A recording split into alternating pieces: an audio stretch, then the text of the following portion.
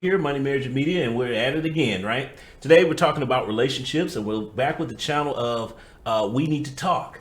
Now, this time we're looking at the title is called Black Men Are Intimidated by Good Women. Oh boy. It's gonna be one of those again. Okay, but wait, we got to have a conversation though, right? Now, what are we looking for with this? Again, high level conversations. We're looking to get those layers peeled back, to understand where people are coming from. Why? Because the gender war is what? Dumb. So we got to start breaking these conversations down to peel back the layers to find out what's really going on. What's the things that are actually keeping us apart? Why? Because we're better together than we are apart. And we've got to start turning out more nuclear families, especially if we're talking about preparing a community. So we're going to jump right in. And man, I've been watching a lot of this channel so much that I noticed that all the people on this channel wear black. So yeah, I had to go get a black hoodie on because I'm like, man, I want to be part of the conversation too. But anyway, let's go ahead and get started. Like it says on the screen, like and subscribe. So we got more content coming. Let's go. What is your theory as to why so many wonderful Black women are so single? This should be good. I don't have a theory. If I had an actual theory, I wouldn't be single. I do think that a part of it comes from, and I can only speak for me, I think that once you get to a certain age and you have a certain amount of degrees or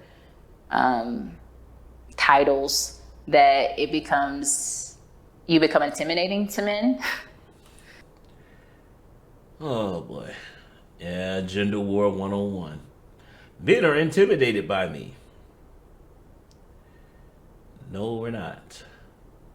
Well, you know what? Let's see what the host has to say about that. Because yeah, we got to break down that stereotype. Like, you just become intimidating to them because, especially if, like, in my situation, like, I don't have any kids, I've never married, never been divorced, none of that stuff. So, and I have the degrees, and I have businesses, like, and I do this and that. Like, that can be intimidating because if I met someone when I meet men who intimidate me, it's because they have, like, this, like, all these things. So I think that is a big part because now, like, Black women are some of the most educated women, and we're out here getting degrees and getting this and getting that, and we're being independent and we have our own. Okay, I'm sorry, but I have to address this now. I'm not gonna wait for the host anymore. If this is really the case, then how is it that, number one, Black women aren't the highest income earners from the women? So how is it that other races can have a higher marriage rate? If intimidation is really what's going on, how is it that women who make more money in other races, they still have a higher marriage rate? I don't know. I'm legitimately asking. I don't know.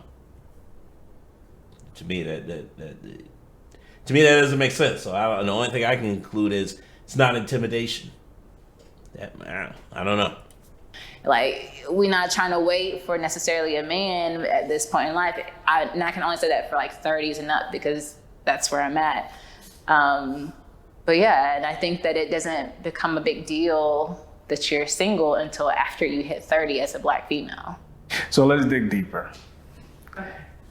Because I think we can go further than it's because men are intimidated of me. I think there's more there. Thank God. Well, yeah, I think that's a big part of it, though. It's an intimidation factor. Okay, so tell me more. I think besides the intimidation factor, I think it's also, it seems like Black men want things that Black women aren't willing to do. Like I'm not trying to just, like, cater to your world. Like, I need you to be a part of my world too. Imagine if men started saying that to women about sex. Yeah, I know you want me to do this, but no, I'm not going to do it. what would actually happen in that scenario? I know we want. I know you want to. I know that you want me to take you on dates, in order, and eventually, we'll have sex. But nah, I'm not just interested in doing that. Like, if you said that to a woman, what do you think would happen? Wow.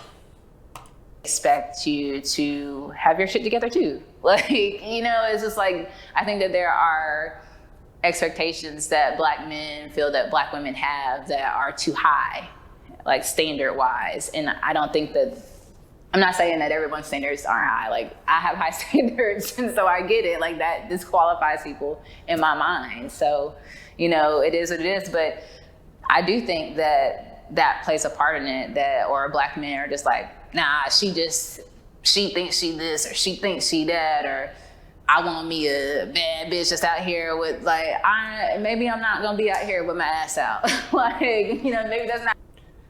Again, it's another woman who has confused sexual attraction for relationship attraction. The women that she's comparing herself to, most of them don't get into relationships. They receive a lot of sexual attention, but not relationship attention. These are the women who are very popular on social media, but when you start breaking down, when you start, again, my previous career, I ended up sitting down with a lot of people, and when you start breaking down, when you start asking, it never takes more than 5 questions to figure out somebody's situation. And when you start breaking down the exterior facade that's up, you realize what's beneath the surface, and a lot of times it's not what you think it is. Not gonna be me. Like, maybe I'm gonna want you home on the weekend every other time, like. So I think part of the reason we're missing each other is I think your idea of a Black man is different than mine. Well, of course, because you're a Black man. Yeah, exactly. Yeah, but because of that, like, there might be certain things I say about Black women, and you're like, "Who are you talking about?" And then there might be certain things you say about Black men. I'm like, "Who are you talking about?" Yeah. So let's do this in as much detail as you can. Describe your ideal Black man. Lord, my ideal Black man. Okay. I would like someone who is financially stable, who is emotionally mature, and is able to communicate on a adult level with me. Someone who is responsible, who is driven and passionate in whatever they're doing. So whether it's in your 9-to-5 job, or if you're a hustler and you're out here as a creative or as an entrepreneur, like, you got to be doing something. Like, you got to be doing something. Like, we're not sitting here just hoping and wishing. I want someone who is able to, like, truly romance me, like, take me on the dates and buy me sweet things and text me in the middle of the day and call me at night. Let's go on trips. I want someone that's going to be adventurous and who is a dreamer. Like, I need someone who can dream too, because I'm a creative and I'm a creative mind, and I can't be with someone who is just satisfied at just. Inflation out of control, your retirement savings down the drain, interest rates skyrocketing. Now Existing. Like, I need you to have some passion in your life. My ideal man also is super family oriented, like, loves family, not a mama's boy. I need you to be with me. I need you to know, like, hey, it's here, but.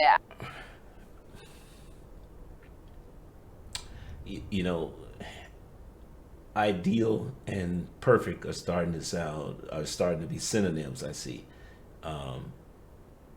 Because she just mentioned, like, okay, you know what? Maybe he'll address it. Or I want to give this a chance to play out, because right now it's. Let me say my thoughts, because, like I said, he might address it. So I want you to love your family, and if you have children, take care of your kids. Be taking care of your kids. Like, if you got a kid, you need to be taking care of it. If we're together, like, that's something that I need. I would prefer someone not to have a child so that we can start a family together. But that's very unlikely right now. It's hard to find men that don't have kids that are 30 plus. 50% of men don't have are single and childless. Over 50%.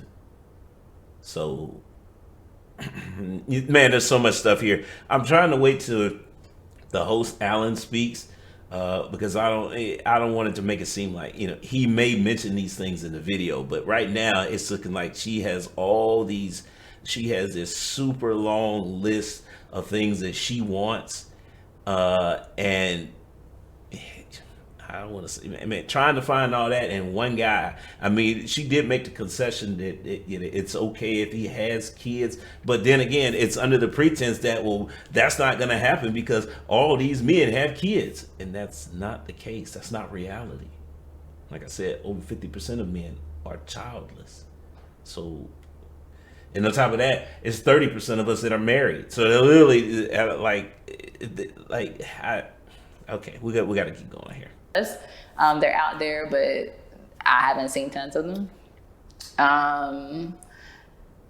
Yeah, I think I also want something that's like spiritual. Like, you gotta have, I'm not saying you need to be fire baptized like in the church every single Sunday, but you need to have a relationship with God, and we need to be able to connect on a spiritual level because I'm a spiritual being.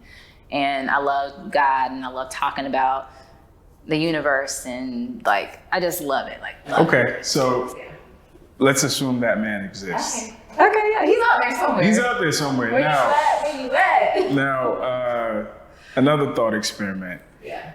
Describe in as much detail as you can that hypothetical man's ideal woman. Yeah, so I think it's the same thing. She needs to have her shit together. Like, you need to have your own.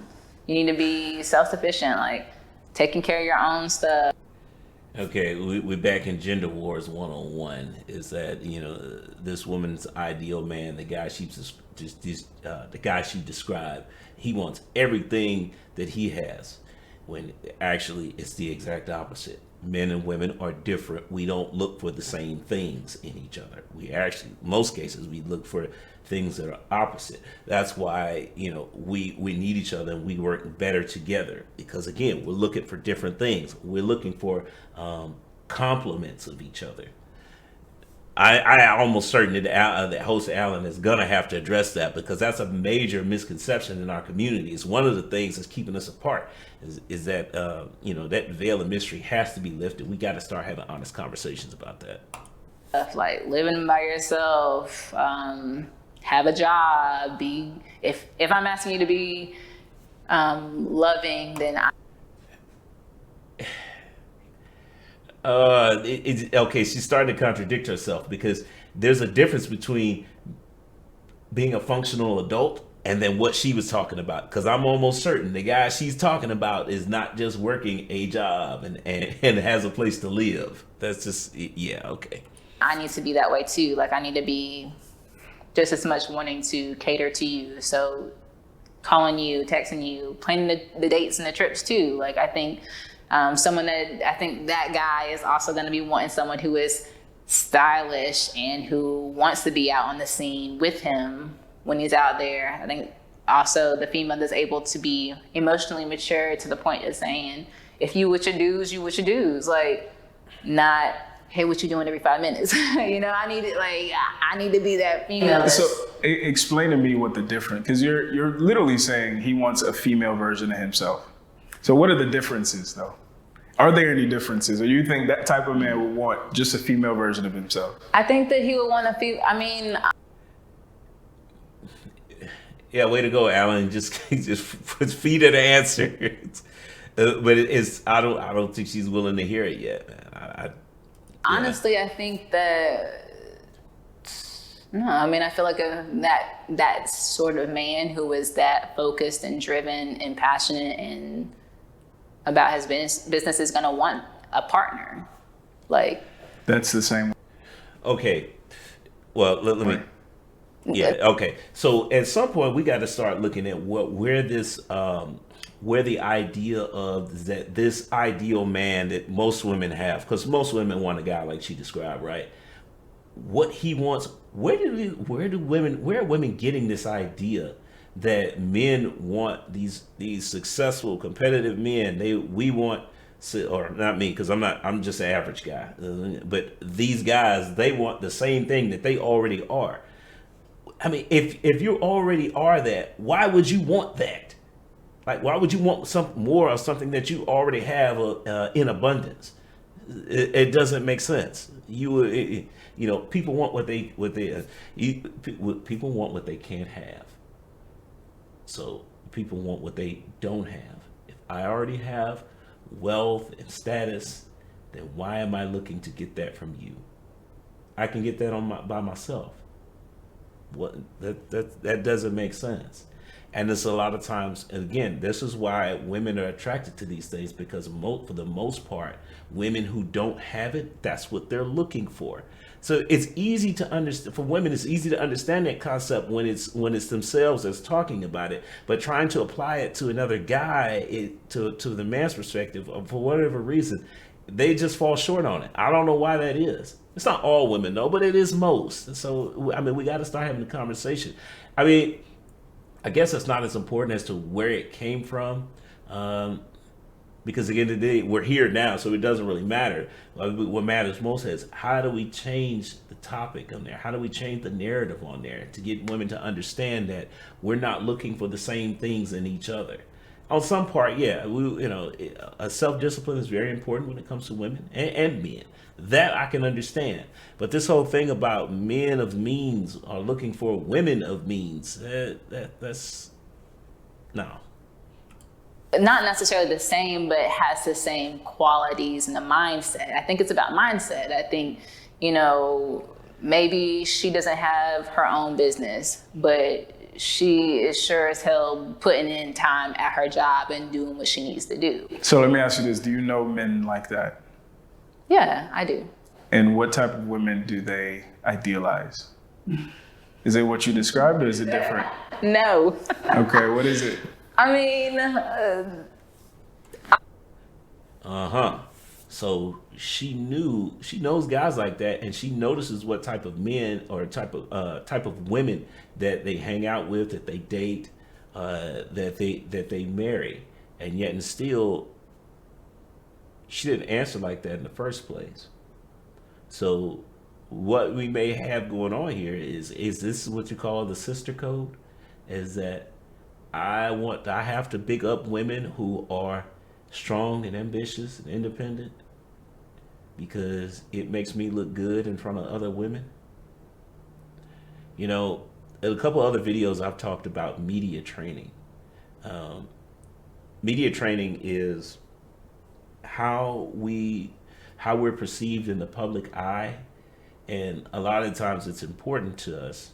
So how this relates to the sister code is that, well, I want to say answers that are going to be appealing to women. But the problem with that is that most women are not looking to marry other women. So that kind of makes it seem, well, I'm not going to say it. Let's go. I don't know if I honestly probably haven't asked them enough. You should. I really should. Because you're very wrong. What? You're very wrong. What kind of woman they want? Yes. What kind of woman do they want then? Men don't want a female. Wait a minute. So you've seen the guys and what type of women they go for, but you still don't know what they want?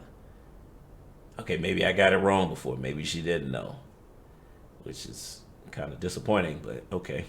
Version of themselves. What do y'all That's want? competition. We want to compliment. See, and I think that's the problem. Like, why is that competition? That should not, someone. He tells you what men want, and you say, oh, that's wrong. What? How is it wrong? He's telling you what men want, but no, that's wrong. That doesn't work. Who is as equally as driven as you, that should never be competition. Let me give you an analogy. If I'm a point guard and we have the next draft pick, I'm a point guard for the Lakers, and we have the next draft pick, I'm not looking for point guards. I need a center. I need a small forward. I need a power forward. I need a shooting guard, right? Mm-hmm. Which means that we both play basketball, but we have different roles, responsibilities, different assignments. We need to be at different places on the court. Exactly. But if I ask for another point guard, and for instance, try to make them play center, we're gonna have a problem. Because when it's time to bring the ball up the court, I want to bring the ball up the court. And that's partly why some relationships fail, because you have 2 point guards, 2 leaders, 2 heads. Yeah, no, I don't think that's why I don't think that's why a lot of relationships fail. Okay, why do you think a lot of relationships? Really? I think he hit the nail on the head there. But, well, hey, you know what? You can say that, but statistics say different. I mean, I don't know. We have the lowest marriage rates in the country, black people. So it's got to be something. I'm gonna play it because I'm interested to hear what she's got to say about why relationships fail. I mean, because she just gave us the typical answer as far as what men are looking for, and that was wrong. So if you're wrong about what men are looking for, how could you be right about what is breaking relationships apart? If you don't know what men are looking for, I don't know, make it make sense. Maybe it will. A lot of black relationships fail. Is that it's not about having 2 leaders, because as a leader, a good leader is also a good follower. That sounds good. It is good. I mean, if I'm gonna lead, I need to be able to support you too. So I'm not saying that my ideal man, that we're both like, oh, I'm gonna pay for this and I'm gonna pay. No, it's like, okay, when it is your time to flex and like you have your lane, like I allow you to be as masculine as you want to be and I be as feminine as I am. But in my femininity, I am still a leader in that. Like I still manage my household. I still work my job. I still do my shit. Yeah, see, and therein lies the problem. Because when we're married, it's not about you anymore. It's about us under my leadership. So how is there an I in those situations? You're maintaining your independence, as what she's really hinting at, right? It just doesn't work like that. No one's going to want to lead somebody who is constantly talking about me and I and what I have and when I do this, and that doesn't work because you have poor cohesion. It's a poor unit. No man wants to lead a family like that.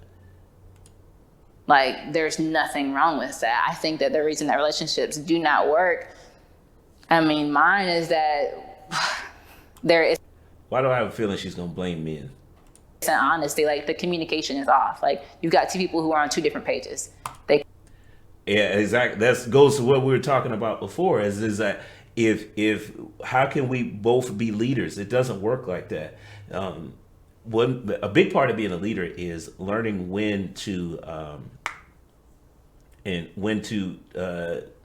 delegate. That was the word, I couldn't think of it.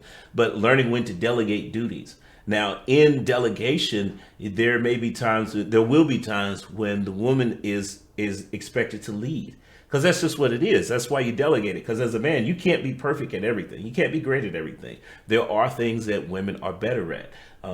But again, it's up to your husband.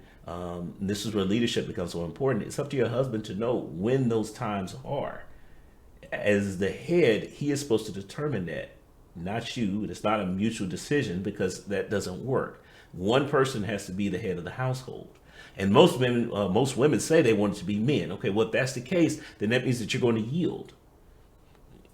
Now you have to have a great leader. Understand? I'm not saying that you don't, but the guy needs to know how to lead.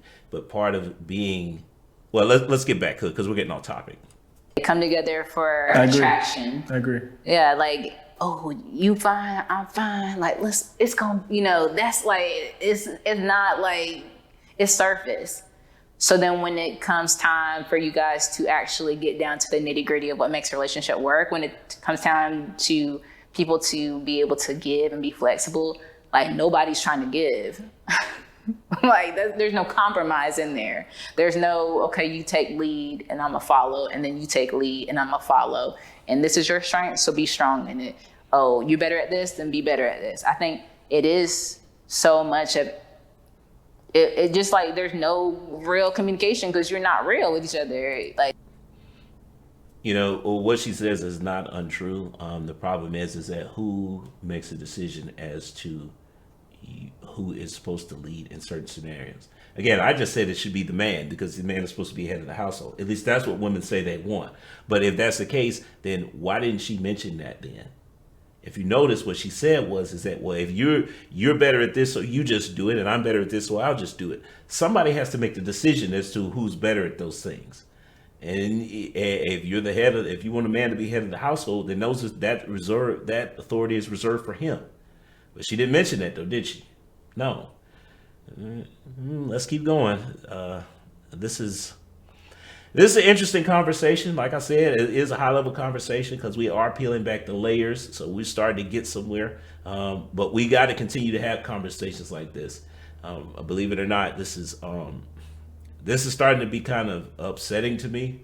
But we've got to finish this out because we have to because remember, at the end of the day, we still have to work things out. We still have to work together. So we got to hear all the conversation. We're not gonna watch all the video because you guys need to go check out Alan's channel. We need to talk yourselves. I'm not gonna sit here and play this whole video. Y'all need to go watch it. It's that important. like you're not coming under pretenses of let's be real, let me get to know you.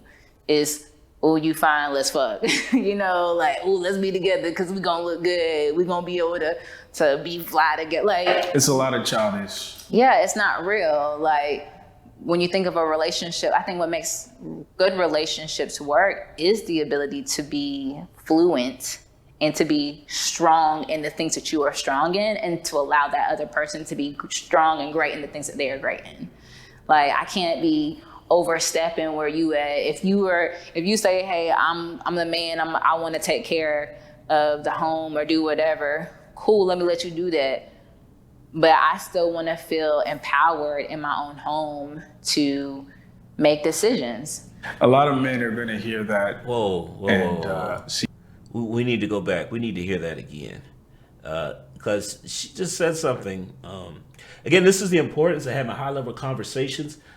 Because if we'd have just stopped at the whole what type of man do you want and is he looking for that woman? We wouldn't have gotten to this point. So she just said something very important. So we're going to back it up here and let's hear that again. Work is the ability to be fluent and to be strong in the things that you are strong in and to allow that other person to be strong and great in the things that they are great in. Like, okay, one of the problems here in our community is that women are trying to be strong in the same things that men are. So that speaks back to the competition thing that he mentioned earlier. Of course, she didn't see that as competition, but literally, if we're both great at the same things, we can't. Then what does that say about everything else that needs to get done? If we're both high income earners, how are things at home getting taken care of? You can only have. I mean, yeah, that leaves too much. There's too much room for interpretation in that. I think we probably needed more context with that, but yeah, I don't think we're gonna get it. But it's something to look out for in the future, though, right? Yeah. I can't be overstepping where you at. If you say, hey, I'm the man, I want to take care of the home or do whatever, cool, let me let you do that. But I still want to feel empowered in my own home to make decisions. A lot of men are going to hear that and see red flags. I'll try to explain that, but why do you think that is before I try? What, red flags on what? What you just said. Like, why do you think men would see that and be like, That what? But what part? What did I say that was a red flag? I should also be a leader and I should also be able to put my foot down and make decisions and stuff like that. Why do you think some men would see that as a red flag, some black men? Inflation out of control. Your retirement savings down the drain. Interest rates I promise skyrocketing. Now DC. Well, if you see a red flag in your woman saying, hey, I want to have a voice in the decisions that we're making in our house. Not your woman, like a woman. Like, let's say it's a first date. Somebody just met and she's talking about kind of like how you described the ideal guy and then his ideal woman being essentially the same person. Why do you think most guys wouldn't want that? Hypothetically. Ego. I mean, of course not. Like, it's just, I really feel like it's a bunch of ego. You want to be the man. You want to be the head. In other words, we have the introduction of shaming language. So we've got to start having better conversations with our women, because right now they look at what men want and they will shame you for it. But in a way, that's our responsibility to start having more of these conversations as what men are actually looking for.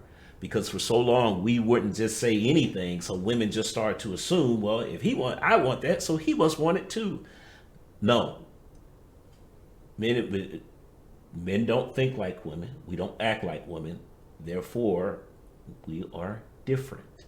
So we've got to start having conversations, because right now, this is what happened. This is the result of decades of men, of us not saying anything because we don't want to get our head bitten off. But I think this is why this channel, We Need to Talk, is so important, because, again, this is a relaxed conversation. If you notice what's going on here, even the way the set is designed, right? It's a white background, and it's just a brown chair. The white background, it puts your mind at ease, and because there are no distractions except the chair that she is sitting in.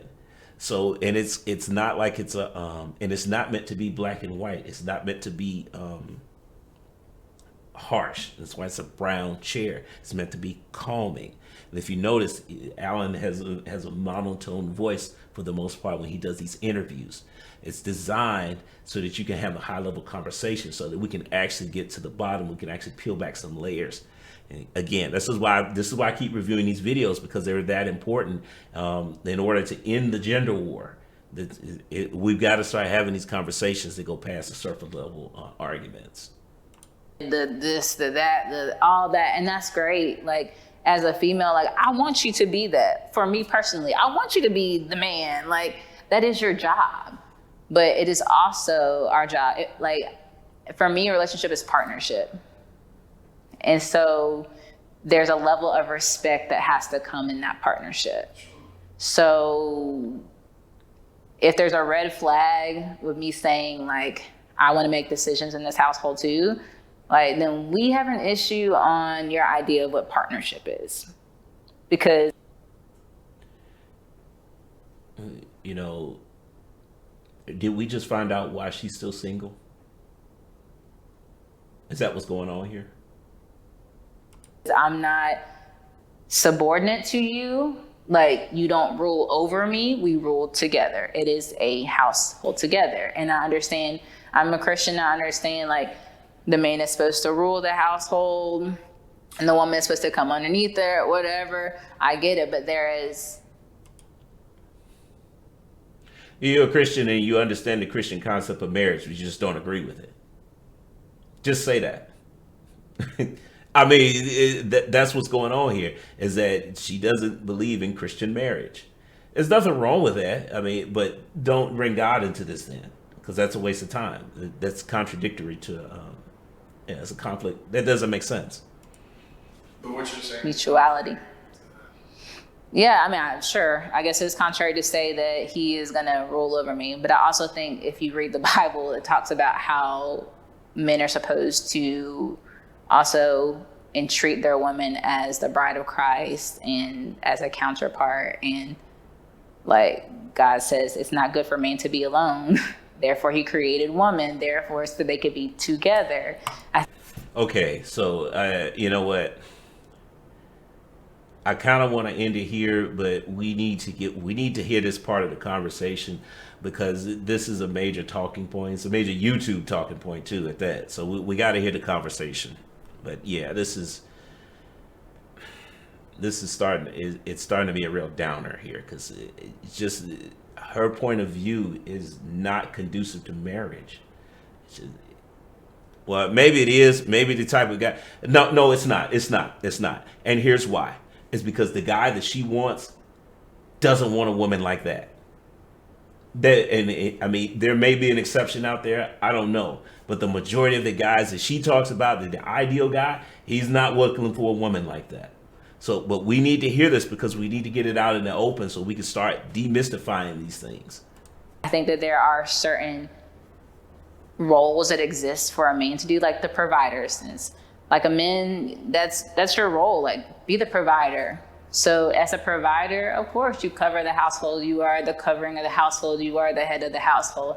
As me, as the nurturer, I provide for the inner workings of the household. Well, then let me work the inner workings of the household. Sure. You know, like I think when it becomes a problem is like if a man says, for instance, we're trying to make a decision, and a man says, and that's final.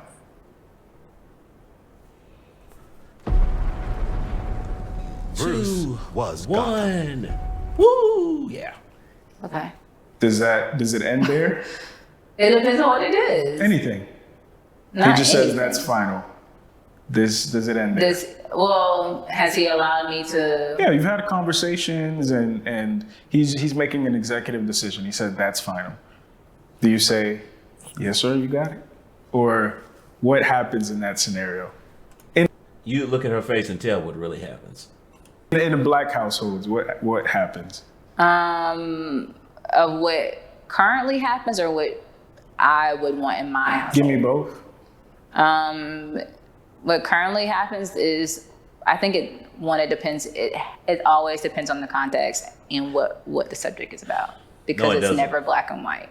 Yes, it is. I think when it becomes like, She's about to mention some exceptions to the rule, but for the most part, you can say for the majority of the time how things are going to go.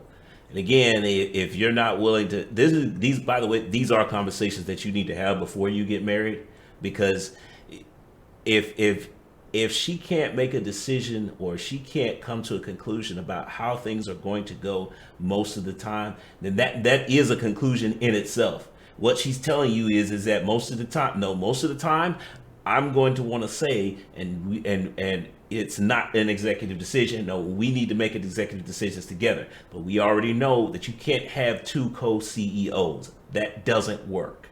Not for a marriage. I'm the only one and this is my decision, that's when you have issues, because then you start to negate the other person. Because just because you say that's final, that may not be the best decision. It doesn't matter if it's the best decision. It's still the decision. No one is going to make 100% of the choices right that's impossible. You can't make all the right choices. No one can do that because no one is perfect. But the thing there is that you have to trust in the man that you chose to be your husband, that you accepted the proposal from. That's a whole part of accepting the proposal. Why are you with a man who you don't trust his decision-making skills? I guess ultimately what it boils down to, I may just hit that. Well, you know what? I'm only going to pause this one more time, and then we're going to move on because I'm already ready to make a conclusion. And I get so I think it depends. I think now what you're going to see is a bunch of pushback, because black women are so tired of black men being like, well, what I say is it, and you have to submit to me because that's what the Bible says. But then you don't read the rest of the Bible where it talks about how men should treat women and how men should treat their wives. You know, and so what I personally would want is it never to be like an executive decision on one person. There we go. Okay. So, yeah. Well, let's hear what Alan has to say. I think that we decide. And if it is a point where you make a final decision and I say, okay, it's because I really feel like, one, either go on, I know you're wrong, but you're going to need this so you can understand that I'm right. And you're going to come back later, because it does happen, and more than likely it will. They But need to then be two, right. even if that doesn't happen and you do make that executive decision, it's not from a place of, I'm making this as, you know, like, forget what you say, like, this is our decision and that's it. Like, it's always gonna be in love. It's gonna have to be out of what is best. So you don't believe in executive decisions? You don't believe there's any time where the man should put his foot down and say, that's final? I do. I mean, sure, you can make an executive decision. Do I always think that it's going to be the best decision? No, depending on the situation, I don't always think it will always be the best decision. No, but that's not the point. The point is, who does the buck stop with? Who gets to decide what the best decision is? We get to decide. That's interesting. Like, Okay, I heard enough. I'm gonna need some water for this one. Excuse me. All right. So much to unpack here. Look, first off, guys, go check out We Need to Talk. It's a great channel. This brother's breaking down some of these conversations, and we need more of that. So I don't think this woman has a very high understanding of men. Whether or not she grew up with her father, I have no idea, but I have my suspicions. There's so much here. It's what it boils down to, I think, is about fear. Fear of losing control. Fear of someone else being in power. You know, Kevin Samuels talked about this, about the color purpling of our culture. Is that for whatever reason, black women tend to have this fear of men, of black men, that all of a sudden we're just going to run our family into the ground. I'm not sure where it came from, but at the end of the day, it doesn't really matter because this is where we're at. So even in this case with this woman, she starts talking, she tells you about her ideal guy. And ultimately, when we boil down the conversation, what we find out is that she is afraid to let that man make decisions by himself. But this is the man that you picked. This is the ideal man, the guy that you thought was a great match for you. At the end of the day, you're still scared to trust his judgment. Because, I mean, is it that she thinks that this man is ultimately going to leave her life in ruin? I can't say that for sure because I don't know this woman. But there does seem to be an underlying level of fear there and a lack of trust. And at some point, we're gonna have to address that, because we can't rebuild the community with things the way they are. We're gonna have to start getting more nuclear families together, because ultimately that's how our community was built the last time around before things started to break down. So we've got to start being able to trust each other. And unfortunately, it looks like, because again, Kevin Samuels has shown us that either most women are chasing some ultra high individual that doesn't exist. And then this is a prime example of even when they find that man, then it's, well, I should be able to make decisions together. Well, wait a minute. Now you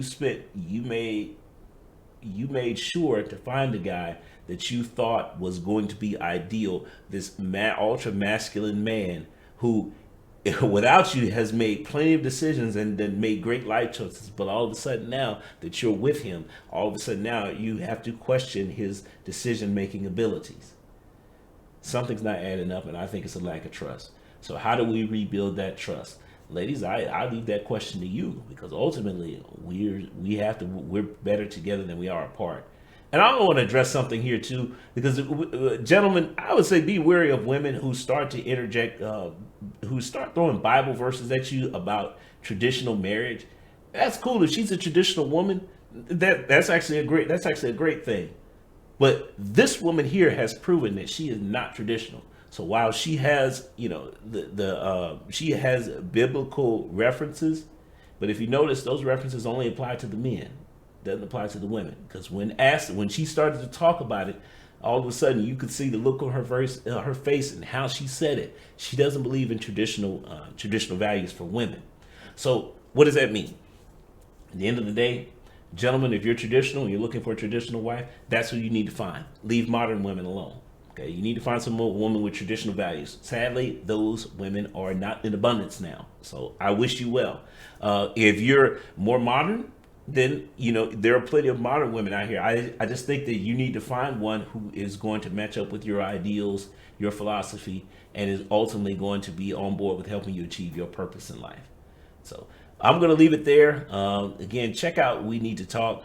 This was a very I don't want to say it, but it did not leave a positive taste in my mouth.